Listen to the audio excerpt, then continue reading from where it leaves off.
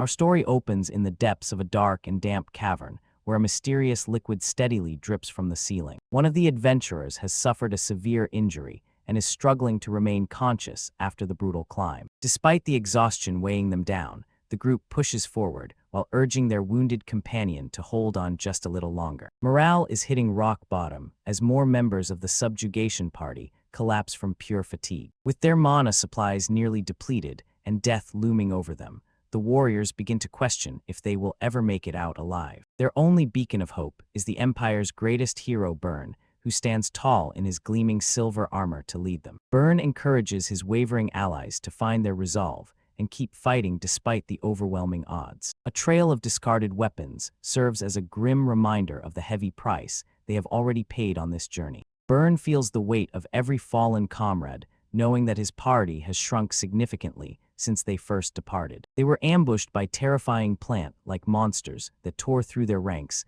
despite everyone giving their absolute best effort. The hero accepts the grim reality of their situation, knowing that everyone resolved themselves for these sacrifices before entering the dungeon. They have finally reached the heart of one of the 7 malevolent dungeons, a place known as the Core of the Ancient. Below them lies the deepest part of the cavern, where ancient roots entwine around a mysterious and glowing energy source. A scout points out the final destination, signaling that they are finally approaching the end of their long adventure. A colossal set of stone doors looms before the survivors, marking the entrance to the ultimate chamber. Byrne stares ahead with focused intensity, aware that they have reached the finish line after so many sacrifices. Inside the chamber, they discover a mountain of gold and legendary artifacts that exceed all their wildest imaginations. Chests overflowing with coins and ancient weapons are scattered across the floor, waiting for a new master. Beyond the riches lies a majestic structure where the true master of this dangerous dungeon is said to reside. Suddenly, a thunderous rumbling shakes the chamber, forcing Byrne to draw his massive blade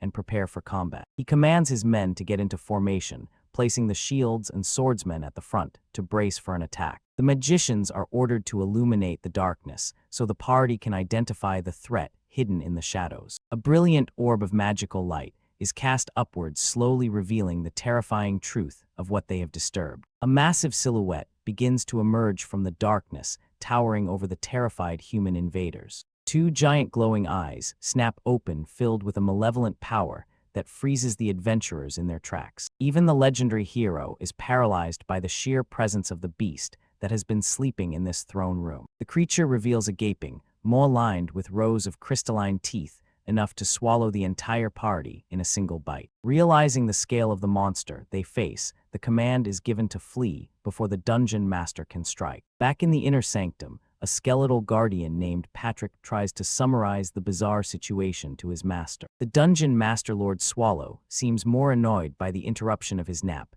than the actual threat of the humans. Despite the intense battle that just occurred, the giant beast claims he was merely fighting off his own exhaustion. Patrick loses his temper, shouting at his master for being lazy enough to fall asleep while heroes were at his doorstep. The skeletal subordinate argues that a boss monster should have a proper mindset instead of yawning in the face of danger. The maid Renee is completely unfazed and remains in awe of Lord Swallow's overwhelming grandeur. She believes that overwhelming the humans with just a yawn is a testament to her lord's incredible power. Patrick is left speechless by the lack of discipline in the dungeon and feels like giving up on everything. The stressed skeleton worries that the entire dungeon is doomed if they continue to operate with such a lazy master. Far above the surface, the entrance to the core of the ancient remains hidden within a lush forest, deemed impossible for humanity to conquer.